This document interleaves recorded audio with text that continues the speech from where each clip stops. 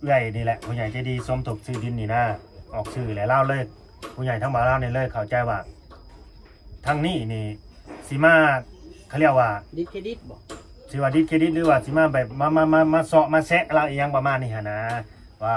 คือบอกให้มันจบไปเลยอีหยังแบบนี้หั่นนะเพิ่นว่าแบบนี้ทางผู้ใหญ่บ่าวเล่านะเป็นหยังต้องมาบอกออกชื่ออีกความหมายแนวใดอีหยังประมาณนี้หั่นนะอันนี้คือความเข้าใจผิดเด้อเพิ่นเข้าใจแบบนั้นและเพิ่นถามบ่าวเพิ่นเข้าใจว่าเอ้ยผู้ใหญ่คนนี้น่ะให้บ่าวบอสนี่แบบเข้ามาให้มาเปิดโตเพิ่นนะบ่าวยังบ่าวโอลิเนาะแต่มาเปิดโตเล่าแบบว่าเอาชื่อเราออกไปเลยนะว่าเอ้ยผู้นี้ชื่อดินจำนวนนี้นะอันนี้บ่าวเล่าก็ยอมรับผิดอยู่เรื่องของเรื่องนี่ตั้งแต่ต้นเรื่องเลยตั้งแต่ชื่อดินนี่ก็ยอมรับเนาะบ่าวเล่านี่ยอมรับผิดที่ว่าบ่ได้เอาชื่อน้องติดกับน้องมิกเขาในแบบว่าในใบซื้อดินเนี่ยนะพี่น้องไว้ตามที่บ่าวเล่าเนี่ยเคยคุยกับเพิ่นไว้ตั้งแต่เพิ่นสิฝากเงินมานั่นแหละเนาะพอมันผ่านไปแหละมันผ่านไปได้แบบมันก็คิดหลายอย่างอะไรย่านเงินบ่พอแน่จังซั่นที่เฮาก็ลืมพี่น้องเฮาก็ลืมไปต้องกราบขอโทษเด้อขอโทษทั้งเอื้อยเพิ่นเนาะขอโทษขออภัยเนาะทั้งเอื้อยผู้ใหญ่ใจดีหั่นแหละเนาะตัวนี้บ่าวเล่ายอมรับผิดว่าเป็นความผิดของบ่าวเล่าเนาะแล้วก็ทั้งนั้นแม่เพิ่นก็ที่ว่าแม่หางน้องโอหั่นแหละเนาะเราอยากให้มีแต่ชื่อน้องโออหยังประมาณนี้เนาะอันนี้บ่าวเล่าบอกขอว่าต่อเด้อสิเว้าซ้ำนี้เนาะสิเว้าซ้ำนี้อธิบายซ้ำนี้พี่น้องเอ้ยกับบ่าวเล่ากับพี่ เอาพี่น้องเอ้ย สบายดีสบายดี เรื่องของว่าฮอดจอดถึงแล้วฮอดเบาเล่าไปเทียมห้อยมันนี่พี่น้องเอ้ย หรือว่าเป็นงานแถลงข่าวหรือว่าการไกลเกลี่ย ก็คือเรื่องของเรื่องนะ ทำความเข้าใจ เราเฮาสิขอเปิด โลด เว้าก่อนเด้อ เปิด เพราะว่าเฮาเป็นผู้บ่พอใจเด้ตอนนี้ แมนมันก็ต้องเปิดต้องเว่าไปทีละคนก่อนนะว่าบอสมียังสิเปิดก็เปิด เรื่องของเรื่องนะที่ว่าบาวบอสเนาะบ่สบายใจที่สุดแล้วก็คือเมื่อวานนี้ทางบาวบอสนี่ได้เห็นคลิปที่ว่ามันบ่คักปานใดนะที่ว่าเบาเวียงไส้เพิ่นเอาลง เลย ได้ยินได้จากปากไอ้ลาวเลยว่าผู้ใหญ่ว่าสั่งห้ามบ่ให้บาวบอสเข้ามาถ่ายคลิปว่าท่านแล้วเรื่องนี้มันเป็นจังใดมาจังไดคือเว้าแนวนั้นไอ้ลาว อ๋อเรื่องนี้ปะน่าสิเป็นการเข้าใจผิดกันนั่นแหละพี่น้องเลยเนาะน่าจะเป็นการเข้าใจผิดกันเด้อบาบอสคิดว่านะถ้าหลังจากที่ได้ฟังกันบาบอสกันว่าพี่น้องน่าจะเป็นการเข้าใจผิดกันคือทางผู้ใหญ่ของบ่าวเล่านี่แหละเนาะที่ว่า FC หลายๆคู่หลายๆคนเด้อเอาทักทายสบายดีถูกช่องก่อนเนาะฟังบ่าวเล่าหน่อยเด้อพี่น้องเด้ออันนี้บ่าวเล่าเรียกว่าน้อมรับเนาะน้อมรับทุกคำติชมเนาะทุกคำด่าทุกคำชมน้อมรับเบิ่นนั่นแหละเนาะแล้วแต่ใครสิว่าจังใดสิคอมเมนต์จังใดเฮาก็ยอมรับเบิดพี่น้องเอ้ยเรื่องของเรื่องก็คือที่บ่าวเล่าเว้าออกสื่อไปเนาะโดยที่ว่ามีเบายังน้ำเนาะผ่านช่องเบายัง โดย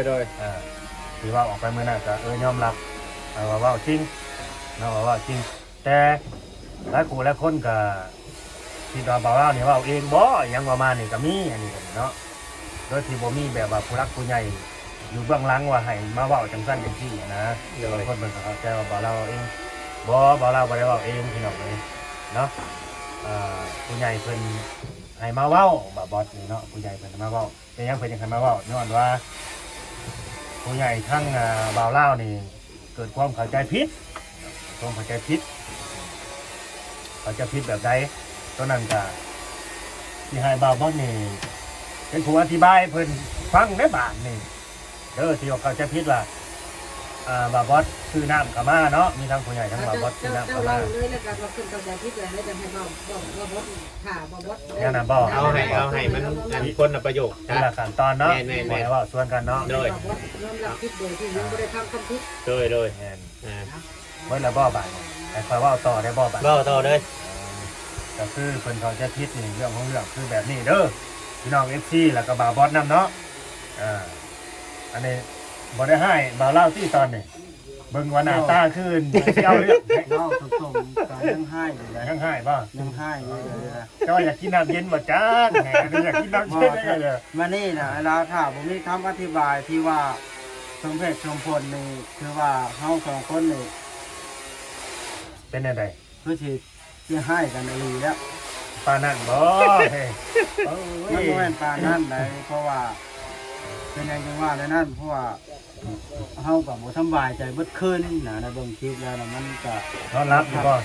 บ่ปานใด นอนกับบ่ปานใดหักรับเนาะ รับอยู่บ่ปานใด โอเค าต่อเลย ก็เนาะ โดยจะฟังเหตุผลเต็มที่แล้ว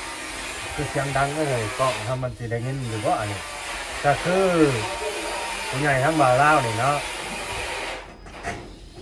เขาสิเว่าไปเบิดเลยบ่หรือว่าเนี่ยใด มี ย้อนให้เว้าเบิดเลยแล้ว ให้ว่าผู้ใหญ่ทางบ่เล่านี่บ่พอใจบ่อนใดบ่บอสล่ะให้เจ้าเล่ามาแล้วก็ให้บ่บอสนี่เป็นคนโทษตามหลังบ่ อันนั้นน่ะบอก แม่แบบนั้นได้แนวมันได้น่ะ ยอม แม่ ได้ น เรื่องความผิด เนี่ยนี่ถ้าผู้ใหญ่ทั้งบ่าวลาวนี่บ่พอใจบ่าวบอสแบบนี้เนาะบ่าวบอสซื้อน้ำเข้าไปแล้วก็ไปเว้าออกซื้อเจ้าของที่ซื้อดินน่ะนะว่าซื้อนั่นซื้อนี่แหละซื้อน้ำกอหรือน้ำคอแบบนี้นะพี่น้องเอ้ยเนาะโดยที่อันนั้นก็สิบ่ประสงค์ออกน้ำเลยเด้ออาชีวะได้นี่ซะโดยที่เอ้ยกอเอ้ยคอนี่นะเคยเว่ากับบ่าวเล่าว่าตอนสมทบซื้อดินนี่เพิ่นบ่ประสงค์ออกน้ำหั่นนะเนาะบ่ประสงค์ออกน้ำแต่พอมามื้อนี้ทั้งบ่าวบอสนี่ไปเว้าซื้อเอ้ยกอหรือเอ้ยคอนี่นะออกน้ำเลยทั้งผู้ใหญ่บ่าวเล่านี่บ่พอใจเพราะว่าเรื่องมันมีปัญหากันที่ว่าทั้งผู้ใหญ่บ่าวเล่านี่สั่งถามว่าบ่ให้เอ้ยน้องเขาไปมาหาสู่กันนะพี่น้องเอ้ยเนาะเพิ่นเข้าใจผิดแบบว่าที่บาบอสไปเว่าแต่ที่ว่าเพิ่นคือสั่งห้ามมันว่าบ่ให้บาบอสเข้ามาถ่ายแล้วก็ที่เว้าไปนี่ว่าบ่ให้ทั้งนั้นผู้ใหญ่ใจดีคนนี้แหละว่าบ่ให้เขามาซอยเลยยังประมาณนี้เพิ่นสิจัดการเองแบบนี้ก็น่าจะเกิดจากเรื่องเข้าใจผิดที่ว่าบ่าวบอสไปเว้าสื่อเพิ่นออกอากาศนะตัวนี้เด้อถ้าเกิดว่าบ่าวเล่าวนี่เนาะ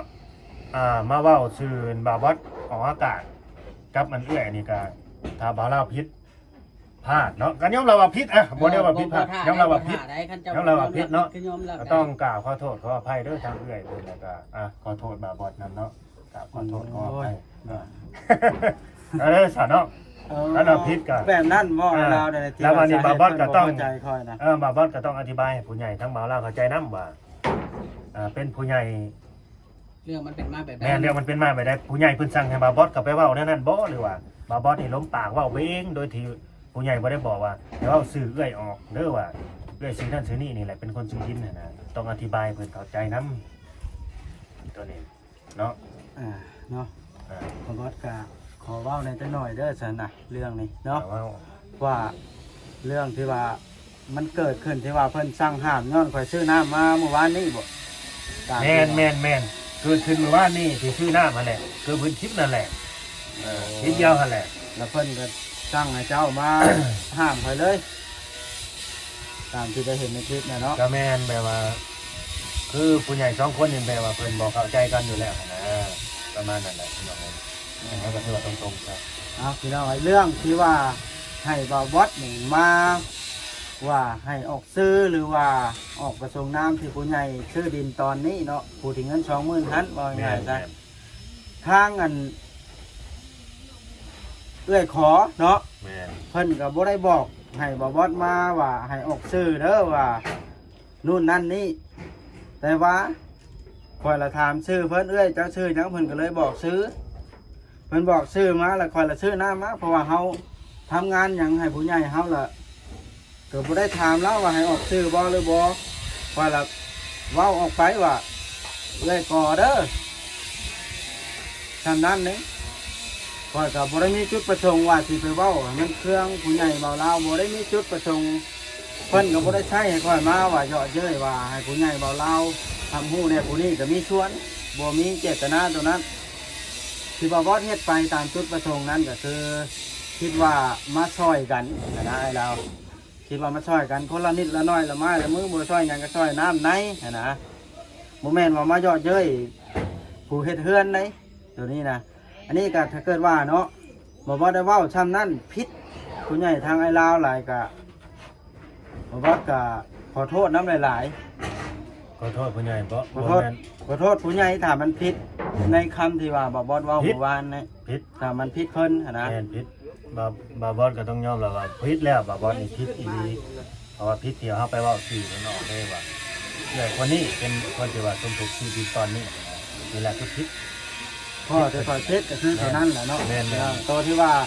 เพิ่นบ่ได้ให้ออกชื่อเพิ่น แม่น ผิดอีหลีตัวนี้ผิดบ่อนที่เพิ่นบ่ได้บอกเนาะ แม่น แต่ว่าเรื่องของเรื่องนะมันเป็นแบบนี้ไอ้ลาวเว้ยเฮาอยากให้เจ้า อยากให้เรื่องใดอันน่ะ เมื่อวานนี่ บ่ อ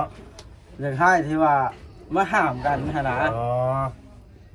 แล้วบ่คิดที่ว่าเว้าหยอกว่าแซวกันนี่บ่คิดแบบจริงจังเลยบ่คิดอีหลีเลยบ่ คิดอะไรเลยจนนอนบ่หลับเมื่อคืนนี่แล้วเจ้าก็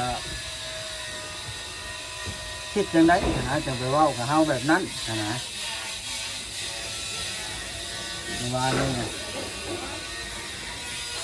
เอาหรอกอู้ใจมันคืน ก็คิดจังไดบ่ก็แม่นอยู่ก็บางทีเฮาก็คันว่ามีหยังเฮาก็น่าสิเว้ากันหลังไม้เนาะอันนี้ก็แม่นพี่น้องเลยเนาะมีหยังก็น่าสิเว้ากัน แต่ว่าเฮ็ดได้แหละมันผิดพลาดกันแหละเนาะมันผิดพลาดไปแล้ว ก็แบบว่าคิดหยังบ่ทันนั่นแหละ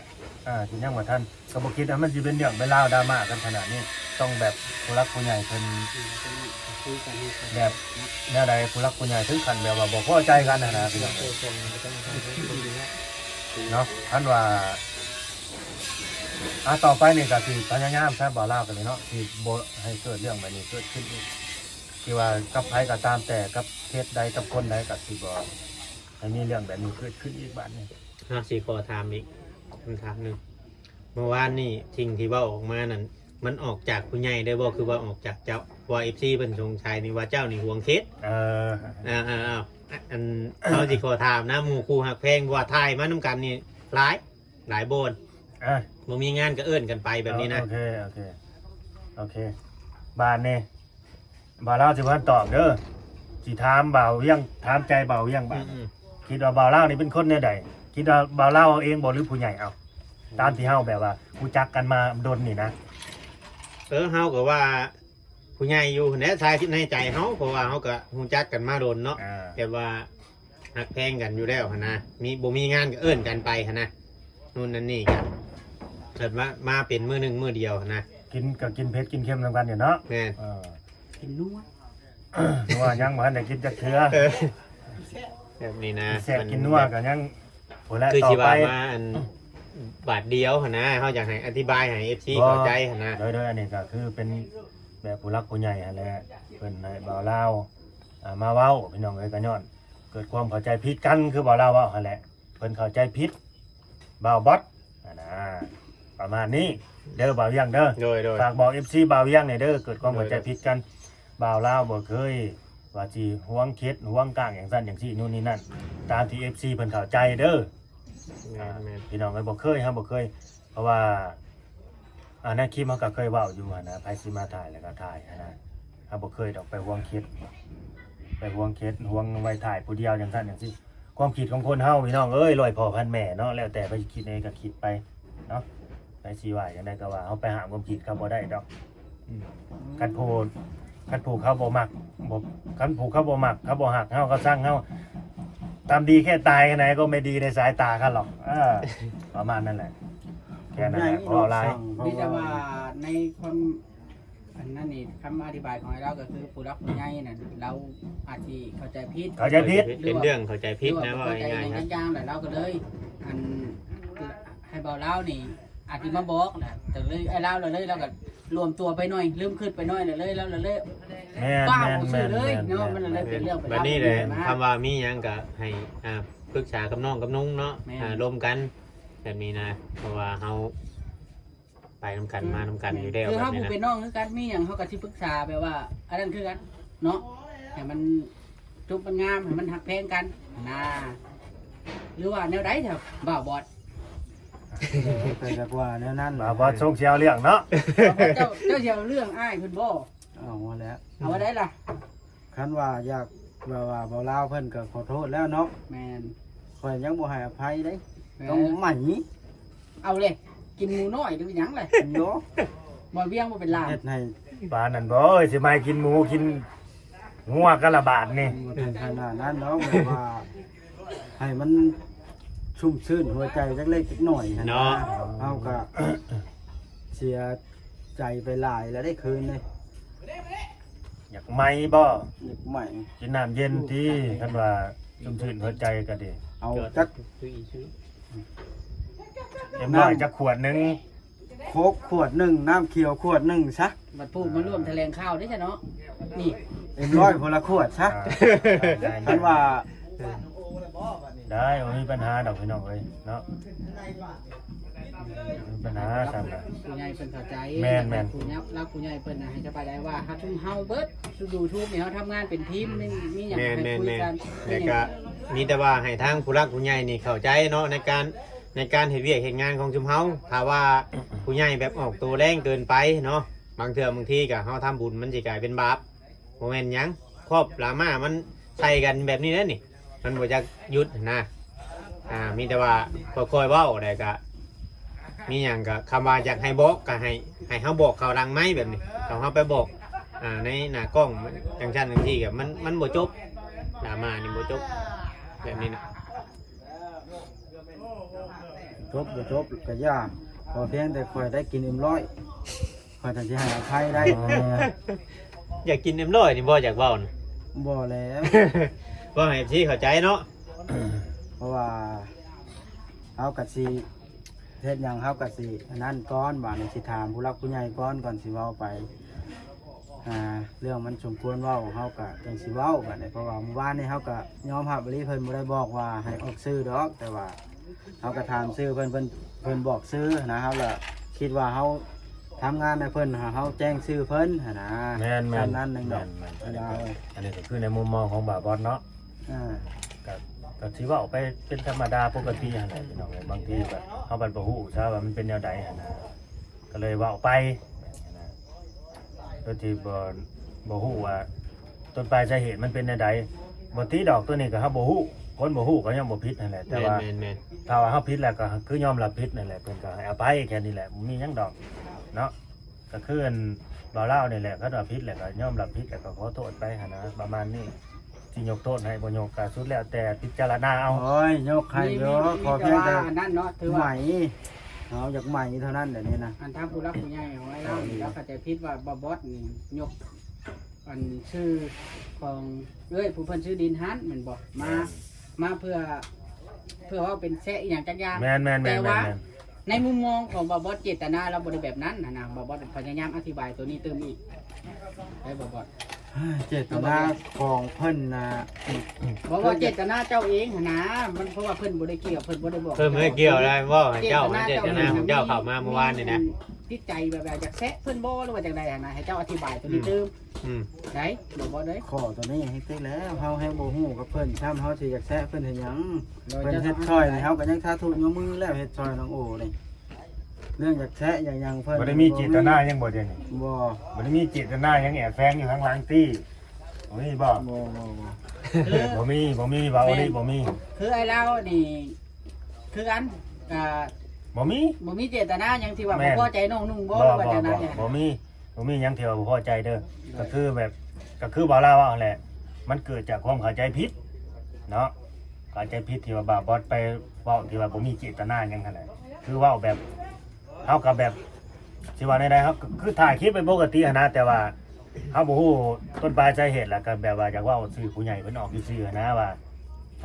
อื้อยคนนี้เด้อที่ว่าซื้อน้ำให้แหละเพิ่นก็เว้ากับเฮาแนนั้นแนนี่ว่าเพิ่นซื้อดินตอนนี้ตอนนั้นหั้นนะตอนนั้นเท่านี้นะคือความหมายของอันนี้บ่าวบอสเนาะโดยที่บ่ฮู้ว่า แม่น ผู้ใหญ่สองคนนี่เขาเจ้าแบบ บ่คักกัน บ่ฆ่ากันหั่นนะเนาะแต่ทั้งผู้ใหญ่คือทั้งบ่าวลาวนี่แหละ แบบก็เข้าใจผิดอันนะว่าคือยังบ่จบบัดมามือหนึ่งไปยังคือโผล่มาแบบนี้หั่นนะพี่น้องแบบนั้นเนาะ อันนี้เว้าแต่ต้นเลยได้ยังสิมาเว้าถ่ายคลิปอีกบ่เว้าได้พี่น้องเลยเนาะ อ่า หรือจะว่า มันจบ บ้านนี้นะอิหยังก็ตามให้ปรึกษาหารือกันเนาะว่ามันสิถ่ายไปบ่ได้คือว่าบอสคือกันเนาะ โดย เรื่องดราม่ากับเผาลงบ้านนี้ เอ้า คือว่าเฮาก็ บ่บอสสิขอเว้าก่อนจบคลิปก็แล้วกันเนาะที่ว่าอันบ่าวลาวเว้ากับบ่บอสวันนี้ก็คือบ่าวลาวกับเพิ่นได้เว้าแล้วว่าลงรวมปากเว้าบ่ได้ตั้งใจ หรือว่าตั้งใจบ่ได้นี่ ตัวใด ตัวที่ว่าเว้ากับบ่บอสนั่นบ่ให้มาถ่ายคลิปให้เรา คือบ่ทัน ก็สิว่าคิดว่าท่านนั่นแหละเนาะคิดว่าท่านนั่นแหละแบบเฮาก็คันว่าเฮาคิดท่านหรือแบบว่าใจบ่ฮ้อนเกินไปอิหยังแบบนี้นะแบบสิว่ามันได้เฮาก็เว้ากำลังไว้ก็ได้แต่นี่นะตอนนี้ก็ขอโทษไปเลยเด้ท่าน โดย ก็ยอมรับว่าผิด แต่ว่าค่อยก็ยังบ่ยอมเขาบ่ได้ใหม่อิ่มร้อย เออ ร้อยมันจังสิยอมได้ ตอนนั้นมันได้ จบ กิน คลิปนี่ ตอนนั้นมันได้กินแต่บานในบาเล่าก่อนสิจบคลิปเด้ออยากฝากบานเด้ออยากฝากถึง FC อะไรเนาะแล้วก็ผู้รักผู้ใหญ่จะดีเบิดทุกผู้ทุกคนเด้อทั้งบ่าวบอสบ่าวโอลิบ่าวเวียงอะไรทั้งบาเล่านั่นเนาะแล้วเรื่องเพื่อนน้องมันโอนี่ก็คือทั้งผู้ใหญ่เพิ่นก็สิเฮ็ดสานต่อจนแล้วหั่นแหละ ถือว่า เนาะ เอาเว้าในคลิปนี้เลยถือว่าเจ้า แม่ ปิดชมทบแล้วก็ถือว่าเว้าพอเลยก็ได้ สานต่อจนแล้วเด้อ เลย ก็ปิดสมทบอะไรเรื่องเห็นเพื่อนนะแต่ว่าเรือทั้งห้องน้องห้องน้ามีถ้าเกิดมีทั้งผู้รักผู้ใหญ่ทั้งบ่าวบอสบ่าวโอลิหรือว่าบ่าวเวียงนี่เนาะแบบว่าอยากซอยน้องอย่างนี้ก็สามารถซอยได้แบบว่าบุกคิดน้อยคิดใหญ่นะซอยได้เด้อพี่น้องเด้อซอยได้ขอเฮากะอยากให้ผู้รักผู้ใหญ่นี่ก็แบบว่าถูกต้องปองดองสามัคคีกันนะก็คือกันกับจุ่มเฮานี่แหละก็บ่มีปัญหาหยังกันแบบนี้นะก็ซอยได้เด้อพี่น้องเด้ออย่าไปว่าโอ้ยปล่อยให้แม่ทำไปคนเดียวจังสั้นจังซี่ปล่อยให้คิดจังสั้นเด้อ เมื่อคืนนี่บ่บอสก็ได้เว้าก็หลายอยู่เว้ากับไอ้ลาวนี่บ่บอสก็ขอโทษไอ้ลาวคือกันเด้อไอ้ลาวเด้อเพราะว่าเฮาก็บ่เข้าใจนะจุดประสงค์ของเจ้านะ อ้ายก็เข้าไปนั่งเบิ่งว่าไปเต็มที่แล้วนะปล่อยให้เว้าไปเลยเว้าไป บ่ เล แม่ ย นหยังดอกเฮาก็ได้เห็นคลิปแล้วเฮาก็ปี๊ดแตกนะเข้าใจเฮาได้ตัวนี้ก็ได้เฮาก็บ่สบายใจนะ เป็นหยัง ว่า เดือด อันนั้นว่าอันใดคนแห้งก็เขาขอโทษเด้อแค่นั้นน้องเด้อเราเด้อ เอาบ้านนี้ถือว่าหลายนาทีเลยได้นี่ เข้า นะ ใจกันแล้ว แม่นถือว่าเลือกก็ให้มันจบในมื้อนี้ตัวนี้ก็ฮักแพงกันคือเก่าแล้วผู้ใหญ่ก็รักเพิ่นฮักแพงกันคือเก่า จบเด้อก่อนนี่แล้วว่าก่อนจบ แห้งกันคือเก่าพี่น้องไงโอเค จบแล้วก็ผู้รักผู้ใหญ่ก็คือสิเข้าใจนะบัดนี้ โดย ก็สิบ่ให้มีดรา คื ม่า อ พี่น้อง ทางเฮาก็บ่ได้จากคิดหยังกันดอกพวกอันที่ว่ามาถ่ายงานในการมีแต่ว่าคือคำเว้าหั่นล่ะข่อยสิใหม่เจ้าเรียบร้อยพุ่นละขวด ได้ผู้รักผู้ใหญ่ก็ให้ฮักแพงกัน เดี๋ยวพอไหมอยู่หันก่อนเดี๋ยวจบคลิปนี่จบคลิปแล้วป่ะนี่เด้อ จบแล้วได้ จบเนาะเข้าใจเนาะ FC เนาะFC หลายๆคนคือว่า FC ทางช่องเฮานี่ก็ขอให้เข้าใจเพราะว่า1มากับคำสิเอาแต่อัน